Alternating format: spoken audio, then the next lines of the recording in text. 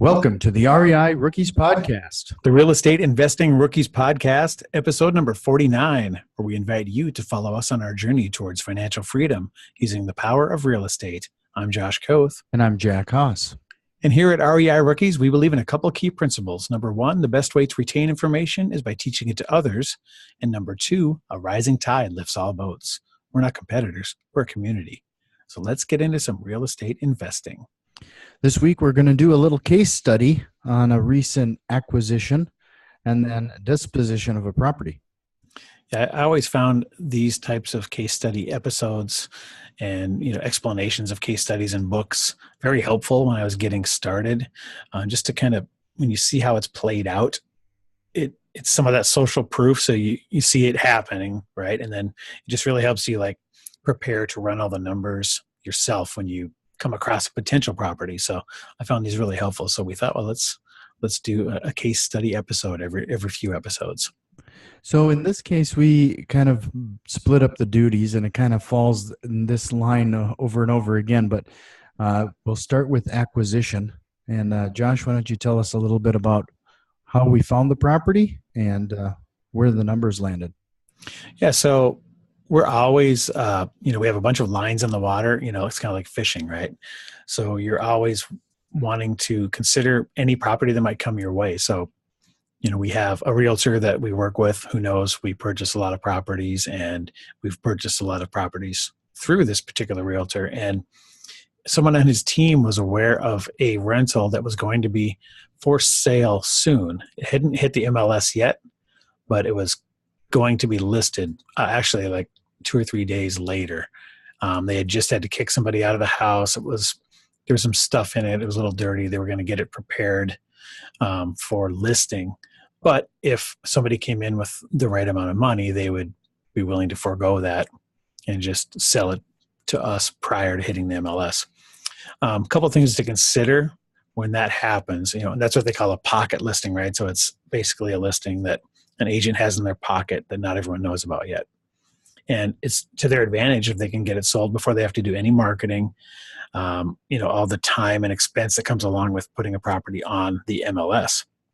If they can avoid all that, they can still make their commission quickly, because also then you don't have to do showings. You don't have to do all these other time-consuming things that agents have to do in order to sell houses.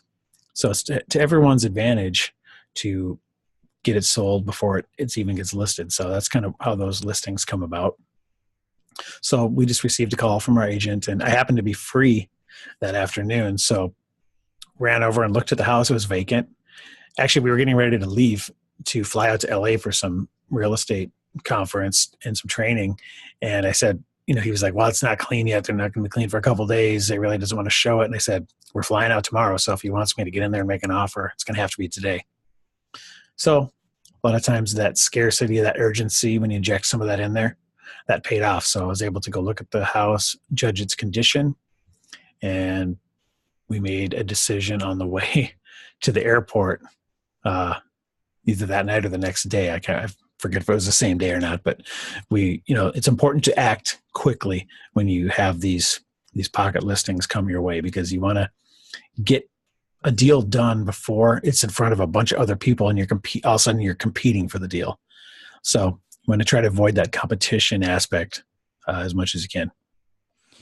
Yeah, and it was kind of fun that as we've been building our network of professionals and buyers and sellers and what have you, these deals are coming to us on a more frequent basis. And it's taken us a couple of years to build out that type of network and to that level, but it's really nice to have that lead generation, some of that happening on our behalf. Yeah, and when you perform on multiple deals for someone and actually follow through and close, they feel safe recommending you when another investor or someone is looking to sell a property. They want to get you in there first, because if they know you're going to end up at the closing table and they have to do very little damage control during the process and overcome fewer obstacles, that's just a win for everybody. So when you perform, you start to get these deals, more and more deals brought your way. And it really is a snowball effect.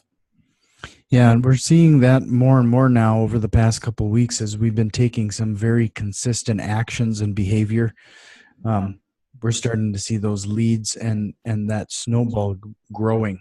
So it's really great to see some of that stuff happen when you're getting those deals more frequently, and it takes that consistent, predictable behavior in order to generate those type of results. Yeah, like we spoke about in the last episode, that's really at the heart of success, is that consistent, repeatable behavior. But it's important to be able to close and follow through on these two. That's so important. And if you do that, then you'll start to see these pocket listings and more direct referrals come your way. And it does take time to build. Like you mentioned, it took us, a couple of years to get to the point now where people are consistently bringing us deals that aren't hitting the market. So we'll jump over to the sale of the same property now.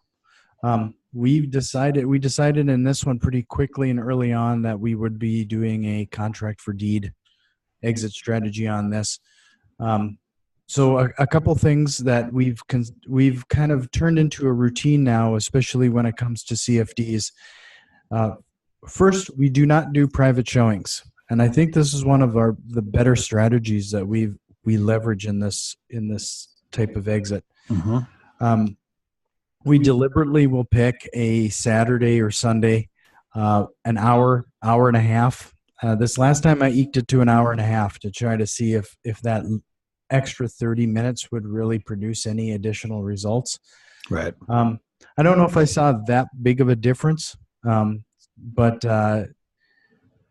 we did get a couple leads on a couple other investors out of it because I stuck around a little longer. Mm-hmm. And it gave me the freedom to build some rapport and have that time to talk. We kind of lingered there for 20 minutes talking to those other investors.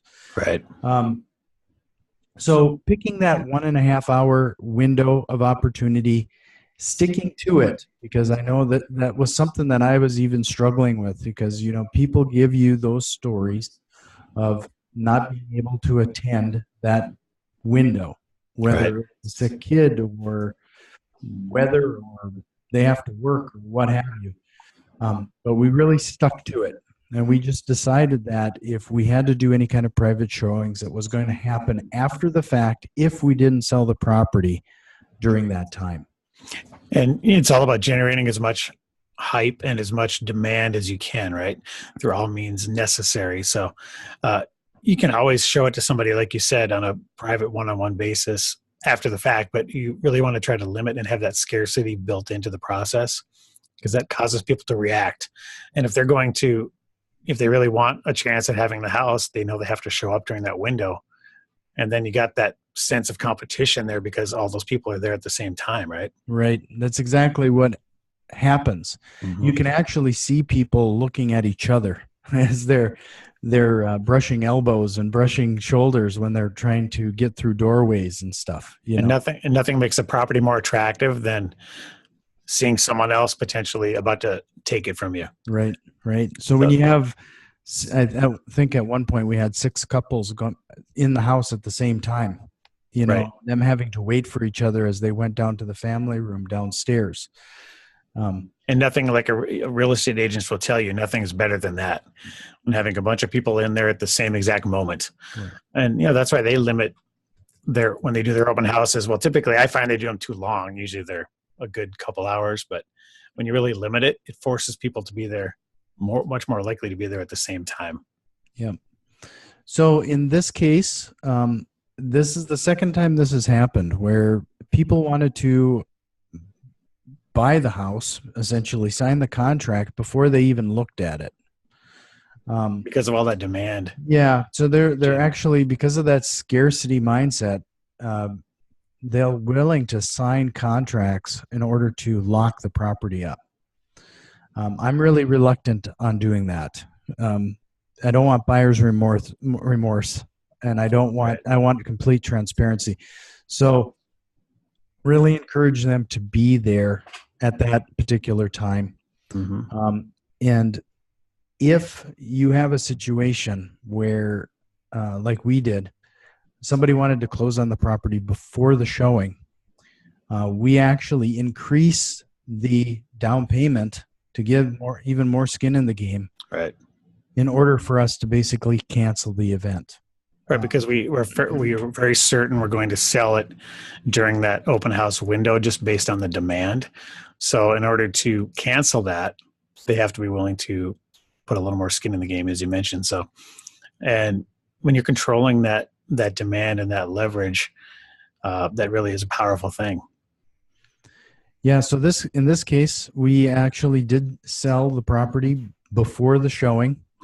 We were asking 5,000 down. We got 7, and we did compromise just a little bit on the sale price. Right. But in the end, we ended up with a good showing, a lot of competition, and we added a couple more investors to the list of potential buyers if we ever want to wholesale or contact them for some other opportunities. So, right, because this property was in a price point where it could have worked for an investor to hold as a rental too. So that was another side benefit of having the open house, just more people there. And then, you collect those names, you have a sign-up sheet, and it's just more people you can contact when you find other properties, and you have potential buyers for the next one, right? Because a lot of times these contract for deed houses, the location of the house and the particulars on the house are almost secondary to the ability of them to purchase it contract for deed. Because if they can't qualify, or for whatever reason they don't like banks, or they don't qualify for a typical mortgage, they are a likely candidate to purchase a future house, even if it's not in the same town or the same block or same neighborhood. So you want to stockpile those names. Right. So this was the first time where I actually had a sign-up sheet there to just collect those names and contact information. And then I also had a place where they could basically make a quick note of their ideal property or their ideal house. So if they were looking for a 4-bedroom or 5-bedroom, they could call that out so that I could contact them directly if we did run across a property in the future that meets their need. But it allows us to start to farm those leads, or farm that opportunity. And ultimately you could almost act like a personal shopper. You can almost go out and find a property for them if you got the sense that they were really serious. Right. And if the deal works, if it meets your normal deal standards anyways, that, if you can say, hey, I found the perfect one for you guys, I want you guys to see it before we open it up to the public. That's enough. You can inject some scarcity there too. Right. And if it is exactly what they're looking for, and you're willing to purchase it prior to that, and then obviously build in profit for yourself, and because you're taking all the risk as acting like the bank, that can be another great way to have another transaction. Yeah. So I think it was a really successful event. And we disposed of another one. So So we have another cash flowing property for, I think our amortization schedule on this one is 20 years. So. Yep, exactly. So you got the nice thing about doing a contract for deed is you get a chunk of money down, and you also collect cash flow on a passive basis monthly as well. So it's kind of the best of both worlds, because when we flip, we just get a chunk of cash, and when we purchase rentals, we get a stream. So this is kind of a nice mixing of those two worlds, the best of both worlds there. Just a reminder for those that aren't as familiar with contract for deeds or rent to own, you do lose out on the other profit centers, because now you're essentially selling the property. But you do have to make up for it and make sure those numbers work out for the long run to make that up in some other way. So that's how we do so with the sale price as well as the amortized schedule. Yep. So just to run down the numbers on this house. So we purchased it for $75,000, sold it for $95,000, got $7,000 down, and with our debt service and other expenses involved, I believe it's going to cash flow a little over between $200 and $300 a month. Yep. And what's really great about it is that you start to remove some of those expenses associated with rental property. So we don't have like property management fees like we would normally. Maintenance, repairs. Yep, it's all. All of that is now the responsibility of the new owner. Yep, exactly. Because you're just Wells Fargo. You're the bank. Yeah. So it's, everything from there on out is their responsibility. And it's great too, because they really have a pride of ownership. They own their own home now. They can paint it. They can do pretty much whatever they want to the house. And typically, as a seller, they're going to improve the property. So if something does happen and they can't fulfill the contract for whatever reason, typically you'll get the house back in much better shape than if it was a tenant in it, because the new owners will have that pride of ownership. So it's another benefit of selling things, lease to own or contract for deed. Yeah, in this case, the ink wasn't even dry on the contract, and they had already started ordering custom cabinets. Yeah, exactly. We love that. I mean, we're helping somebody get into a house they wouldn't have possibly been able to get qualified for. They're improving the property, improving the neighborhood. And I would say that the surrounding neighbors are probably going to prefer someone who's buying the house versus a tenant. So it's kind of a win for everybody. Yep, absolutely. And also there's a ton more demand for this type of transaction, a contract for deed ad, or, any place we list these properties gets a ton more interest than when you list a traditional rental. Yep. So that's kind of how we found our way to it. So you just want to, if the market is demanding a certain thing, if you can fulfill that, then why wouldn't you, right? So, I mean, we have kind of a mix of traditional buy and hold rentals, some seller finance contract for deeds, and we're doing some flipping. So you just want to have all options available to you. Yeah, and especially in this market where the rental market has gotten really soft. Mm-hmm. There is a definite demand for the contract for deeds. So it's working out pretty well. Okay, for us. Mm-hmm. And one thing that I didn't expect is that we had a contract for deed prior who reached out, buyer's remorse, if you will, because they saw this place and they were concerned that it was nicer for about the same terms. So it's one of those things that I guess we struggle with, or I struggle with a little bit, because why would they should be seeing us as a bank, but because it's been more of a personal relationship, they feel like they can friend you on Facebook and message you still regarding property issues or what have you. I mean, at that point, the contract is signed. It's a matter of drawing that line, but you still want to be personable and approachable. And that's why we employ a loan servicing company. So what we do is after the first month, we use a loan servicer, so they'll actually collect the payments from there on out, and you just pay us, the seller or the new buyer pays a small monthly fee to have that loan serviced professionally. So that's a great way to have that line, because like you said, Wells Fargo doesn't get a call if something happens to the property. Right. They're just the people lending the money. And that's when you're in this type of scenario, you want to be just the bank. Yep. So if something happens to the property, you wouldn't call Wells Fargo. You'd call a plumber, you'd call a roofer, call whatever. You do inspections prior to signing the contract. And, in the spirit of being fully ethical, we would never want to, leave anybody with something we knew was wrong with the property. And in one case, there was, I think we had a frozen pipe like a couple of days prior, and we fixed it, Right. And even though it was technically, we could have legally left them with that, we just wouldn't have felt right about that. So we fixed that prior to, or actually after they had even taken occupancy. Yep. We had our plumber over there making the repairs and just told them to bill us. So, yep. I think if you're doing things ethically and treat people how you'd want to be treated and what you think is fair, I think you can, rest your head at night and feel okay with it. Right. So the coach's corner this week, I had a quote from Zig Ziglar. When obstacles arise, you change your direction to reach your goal. You do not change your decision to get there. Great. So just go around it. Yeah. But maintain your motivation to achieve the goal, but you may have to adjust your tactics. That's a good one. As always, if you have any questions for us, thoughts, or just feedback, send them to info@reirookies.com. Make sure you check us out on Facebook or Twitter @REI Rookies. And if you like what you're hearing, head over to iTunes, subscribe, rate, and review the podcast. It really helps other rookie investors out there find the show. Remember, get off the bench and get into the game. We'll see you next time.